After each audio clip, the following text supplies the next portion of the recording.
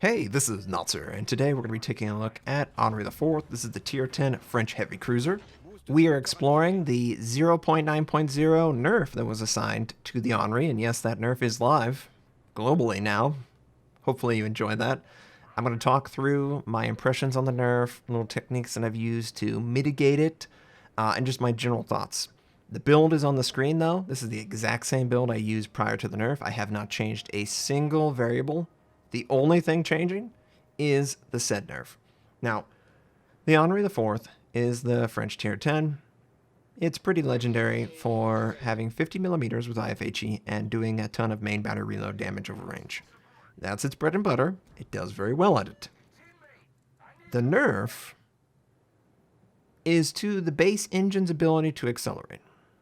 So, regardless of speed boost, whether that's on or not, this is applied. This is always there. You can't get away from it. And what it does is it breaks up there's two acceleration thresholds. 0 to 15, and then 15 to 42, which is the max speed with speed boost. 0 to 15, 5 to 10 seconds. 15 to 40 is more like 45 or 60 seconds. I mean, it's bad. It's really bad. It is in an effort to completely stamp out the open water stationary stop-start that the Henri can do, or was able to do. Can't do it anymore. And I'm sure this is an archetype that's very beloved by some of you Henri players. It's really reviled even, by people firing on it. But once you understand how to fire on it, it's not that big of a deal. It just throws off your logic, but if you look at the ship, and you look at their playstyle, you can just apply that so you can ignore that logic. Maybe that's too complicated, but that's how I dealt with it. But now, basically, you can't afford to cut your throttle at all because it will cut your throttle to nothing. It will drop like a stone, and it will take you an eternity to get back up. And yes, we're doing great damage this Montana. Absolutely wonderful damage. That's what the French do. Under main battery's effect, they pump out a ton of damage. And in this instance, it's HE damage. You can't really avoid it. Plus, it's 50 plus millimeters of penetration. And obviously, still works just fine. Notser, oh, the Nerf must have not been that bad. Yeah, it's pretty bad when a whole archetype's dead. Oh, but it looks like it plays just fine. Yeah, because I'm playing it differently. I can't play it the other way. That's impossible. So yeah, I understand that. Yeah, we're having good success. Ooh, we took a nice broadside. Someone caught us. Probably one of those battleships in the Northeast. I understand that, it's not dead. Oh, yeah, overblown. But a play style is. And the worst thing about this whole discussion, we had less than a week from the announcement of the changes to it showing up on live client with 0 testing. CC certainly didn't get to try this. I can't speak for super testers, but I assume not. We just basically get to deal with what is left on the live client. And what is left here, man, it's difficult. It's very difficult because I'm wanting to tell you that everything's going to be okay and that I can, play very well and we do good damage. But we've basically taken damage all due to the adjusted acceleration. I don't play a stop-start, and yet you can see I'm affected by the changes. And if I'm affected by the changes and I don't play this, that means every single person will have to deal with it. And the ones who, obviously like the stop-start, I mean, it's dead on arrival. There's no reason to play it now. But for those of you who, enjoy the Henri and didn't play the stop-start every, handful of time, it's here too. You scrub off speed, slight turn, very difficult. This is definitely bringing it back in line with other ships so that they can engage. I personally didn't feel like the Henri was, a crazy ship. It was a counter ship. It counters the Stalingrad. It counters the Moskva. It's a French ship. It's supposed to. But I feel like that it was only nerfed because it does that. Like, the Moskva and the Stalingrad are the most popular ships in competitive because they have long-range radar and high gun velocity and are tanky. It's okay for a ship line to be good against that. It's not invalidating. It's not overpowered. Like, you know, my impression on North America, and maybe, you know, this is the impression on EU and Southeast Asia, you know, French ships are good, but they're not in every game, in every slot, you know. And when they are in a game, it's very deliberate. You're trying to counter something. And it's a very popular meta pick to counter it. And I think that's exactly where it should be. It should be very popular, very successful, but I just worry that the playability has dropped. So because it's harder to play, it's already a high skill line anyway. It's just even more high skill. Because it's so hard to play, you're going to see players gravitate towards an easier, more like consistently resilient ship line. Maybe the Hindenburg becomes the go-to over the ship. You know, you don't really have the same acceleration advantages. The torpedoes are obviously a joke on this ship, whereas with the Hindenburg, if you ever got into range for torpedoes, you would be legit very powerful. So I'm just over here scratching my head like, why do we need to nerf this so much when we're just about to buff the Hindenburg, which is sort of the two ships that have the same archetype. They are long-range fire support, and they have 50 plus millimeters of penetration. One has speed boost and main battery reload. The other one has, you know, a turtleback and extra heal. They both have a valid play, but I fear that the Hindenburg is just going to be taken because its play is easier to achieve. It takes less skill to be that. Like, is it all that bad when something takes a lot of skill to perform? And I don't think that the Henri, the old version, did. But you could find some happy medium between the old version and the new.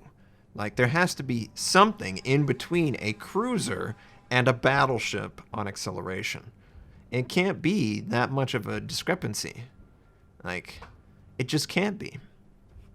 And, yeah, the beginning of the game, we did pretty good. We're actually going to get into a more interesting element of this game. We're working ourselves over to the west side of the map, and we can do that very quickly. You know, 40 knots is very advantageous, I freely admit. And we're running into Nishima, who's actually spotted by the friendly Holland, the Pan-European test ship. I don't have access. I can't wait. But since he's engaging him, of course, we're going to use main battery, and we're going to try and lead the Shima in the amount that he needs. And it does look like we're falling a little behind, so I give a little bit more lead on that last follow-up shot. I'm hoping that my teammates do a good job, and actually, we finish him off. We're going to transition right to the GK. Look at how much speed we've cut. Anytime you drop your acceleration to 3/4, half, 1/4, it drops like a stone to 15 knots. It immediately reaches 15 knots. And then it takes an eternity, it feels like. I feel like I'm broadside forever. GK, leave me alone. We are almost back up to full speed. And I'm just thankful that he missed his shot. If it was a more focused or more aware of exactly what's going on, I mean, this just came out like a day or two ago, so I'm sure people are still getting used to it. They might have been able to take advantage of it and follow it up and really do some damage, but he couldn't. And the GK's burning down. Is he going to die to me? Haku's trying. Oh, he's going to die to us. Oh, yeah, there we go. Obviously, the guns were great. Obviously, the IFHE element is wonderful. It does make me question if IFHE's ever come into the game, because if the IFHE nerf comes to the game, then you've over-nerfed the Henri. You know, Henri is one of those ships that IFHE must work exactly as it is, otherwise it's a nerf. So, does this mean we are not getting an IFHE change? And if we do, is there any compensation? Because it kind of feels like there should be. But, you know, the guns work very well, having 50 millimeters of penetration. I'm able to do great long-range fire. This enemy Thunderer, he thought he was cool, but he can't mess with us. At max speed, at max range, very hard to engage. He needs a lot of lead. And that's where I think Wargaming wants this ship to exist at. 40 knots being the advantage. The fact that it can get to 40 knots And operating at that for 4 minutes plus is a big advantage. It throws off enemy shells. It does a lot with that. And I don't have a problem with that, per se. I feel like you are sacrificing a lot of it in order to stamp out some of it. And is it worth stamping out if what you're giving up is marginal, maybe even ignored, because people will just gravitate towards whatever works better? And I fear that the Hindenburg might work better now. And I do have play in my Hindenburg, and I will share it in due time. There's like 10 ships. The Kremlin Abe, which was more significant than I actually thought, the changes. The Montana Extra Heal, which is a very nice trait. The extra heal percentage is very welcome. The Hindenburg's reload is very impressive. The Kleber Concealment Nerf is... it is a pain. It is very bad. Its concealment is 7.8 with my build. No change. Just barely can use my torpedoes. A difference of 700 meters between the two. It's extensive. It's a very big change, and it'll be the next one I cover because it's the next one that frustrates me. It honestly frustrates me more than this change, because with the Henri, you knew what you were getting. A long-range fire support beast. He had main battery reload, which could set up HE or AP, whatever you want. That speed boost absolutely helped you get up to a really fast speed. With the Kleber and the changes that they made, it really kills a lot of that ambush rush in, because there's just too much distance that you have to cover. You have to cover like 3 kilometers in some instances before actually seeing the target to shoot him. That's not really an assassination attempt. And that is very difficult to deal with. Plus, on top of that, the torpedoes being only 200 meters greater than your concealment, that's a big challenge. So look forward to that. I have lots of stuff to talk about that. And as far as this is going, 120,000. We're on the other side of the map. We're pretty healthy. AA's doing pretty good. We've got a couple enemy Henris. There's a Hindenburg that I'm sort of chasing after. And they are definitely aware of my existence. I am at full speed, and as I have continued to play this, I have continued to understand how to play it correctly.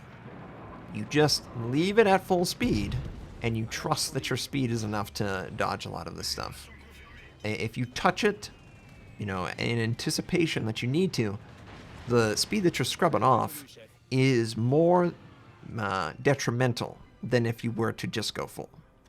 And it's a hard lesson to learn, because I turn my rudder all the time. It's the way I am avoiding a lot of incoming shots on my battleships and cruisers. Obviously, you guys know that technique. And just slight adjustments, plus or minus, throws off the shots. Slight adjustments, plus or minus, drops the speed so much that we're nearly stationary behind the island. Just a couple little flicks of the rudder and dropping the speed, and man, we're already down to 10 knots. And we're going to try and speed up because the enemy is obviously going towards us with an aircraft carrier, and I don't like that. And God, look at how fast it takes so much time to reach full speed. During this time, the Audacious is trying to set up an attack. I've got my HE loaded. Ooh, double fire, that's nice. And we're going up, the Hindenburg was buffed too, so we're going up against ourselves and the buffed Hindenburg.